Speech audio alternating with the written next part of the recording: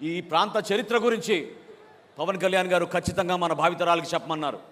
అందుకోసమే 3 ద్వారాలు మనం ఏర్పాటు చేశాం.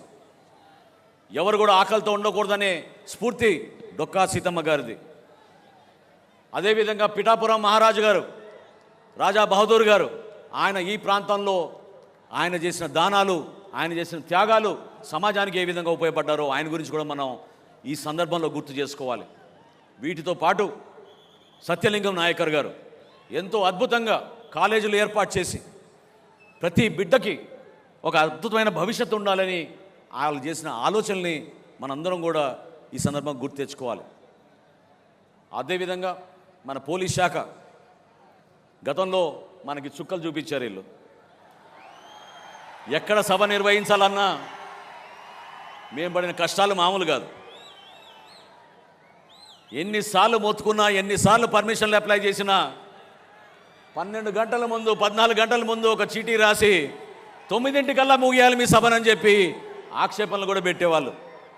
కానీ ఈ సందర్భంలో జిల్లా ఎస్పీ గారికి, ఐజీ గారికి, డీజీపీ గారికి, ఇక్కడ పనిచేసిన ప్రతి ఒక్క కానిస్టేబుల్కి, సర్కిల్ ఇన్స్పెక్టర్లకి, ఎస్ఐలకి జనసేన పార్టీ తరఫున, మా పార్టీ అధ్యక్షులు పవన్ కళ్యాణ్ గారి తరఫున మనస్ఫూర్తిగా సహకరించినందుకు మీ అందరికీ కూడా ధన్యవాదాలు. ఈ కష్టకాలంలో మనతో పాటు నిలబడిన మన వాలంటీర్స్, ఇందాక చూశారు మీరు ఏ విధంగా వాళ్ళు నిలబడ్డారు.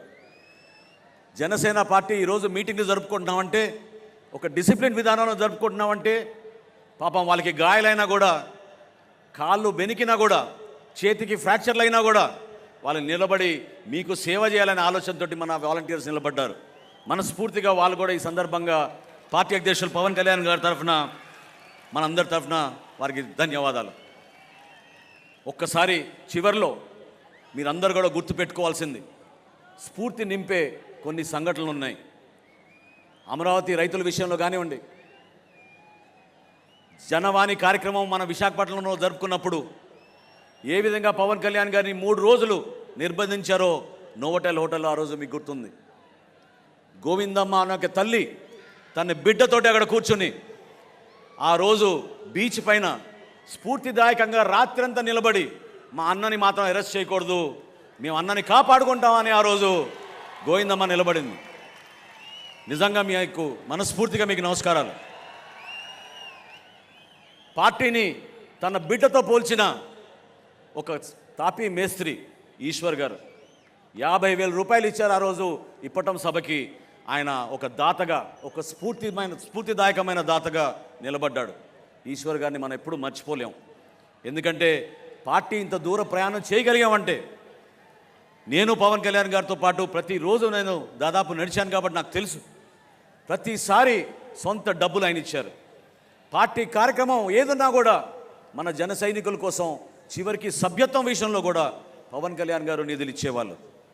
కౌలు రైతులు ఆత్మహత్య చేసుకుంటే వాళ్ళ కుటుంబాలని ఆదుకోవడానికి 5 కోట్ల రూపాయలు విరాళం ఇచ్చిన ఏకైక నాయకుడు భారతదేశంలో పవన్ కళ్యాణ్ గారు. ఈ కార్యక్రమాలు మనం గుర్తుపెట్టుకోవాలి. అవే మనకి స్ఫూర్తినిచ్చినాయి. ఈ కార్యక్రమాల ద్వారానే మన పార్టీని మనం ముందుకు తీసుకెళ్దాం. 100% స్ట్రైక్ రేట్ అయిపోలేదు.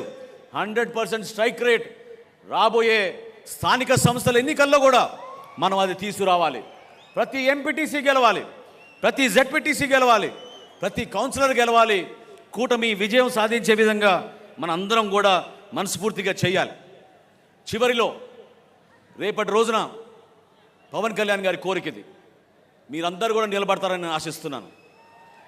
రేపటి రోజున సభ ముగిసిన తర్వాత ఈ ప్రాంతం మొత్తం స్వచ్ఛ ఆంధ్రప్రదేశ్గా మనందరం కలిసికట్టుగా ఏ రాజకీయ పార్టీ చేయని విధంగా మనం కార్యక్రమాల్లో పాల్గొని కేవలం చెత్తనే కాదు, ఫ్లెక్సీలు, జెండాలు, ఇతర పార్టీల జెండాలు కూడా గౌరవంగా తీయాలని పవన్ కళ్యాణ్ గారు చెప్పడం జరిగింది. దాన్ని మనం నిలబెట్టుకుందాం. పిఠాపురం ప్రజలకి మరొకసారి నేను మనస్ఫూర్తిగా ఒక అద్భుతమైన విజయం అందించినందుకు పవన్ కళ్యాణ్ గారిని ఈ విధంగా రాష్ట్రానికి ఉప ముఖ్యమంత్రిగా చేసినందుకు వారికి ప్రత్యేకంగా ధన్యవాదాలు తెలుపుతూ, కూటమి ప్రభుత్వంలో మనకున్న బాధ్యతని మీరు నిలబెట్టండి, కలిసి పనిచేద్దాం. ఈ జనసేన పార్టీ ప్రజల కోసం నిలబడుతుందని ఈ సందర్భంగా తెలుపుకుంటూ, నాకు ఈ అవకాశం కల్పించిన పార్టీ అధ్యక్షులు పవన్ కళ్యాణ్ గారికి మనస్ఫూర్తిగా ధన్యవాదాలు తెలుపుకుంటూ సెలవు తీసుకుంటున్నాను. జై జనసేన, జై జనసేన.